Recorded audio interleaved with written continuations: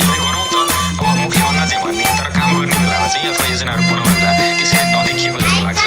जनताहरूले पनि एक किसिमले भन्दाखेरि जीविकोपार्जन भनेको अहिलेको लागि हो भोलि बेला त्यस्तै हो भन्ने खालको अलिकति परेको हो कि जस्तो चाहिँ देखिन्छ। पानी र पर्वत विशेष बजेट नेपालमा अहिले हामी नेपालको भूगर्भीय जोखिम र सावधानीका उपाय बारेमा भूगर्भविद डाक्टर सुबोध ढकालसँग कुराकानी गरिरहेका छौँ।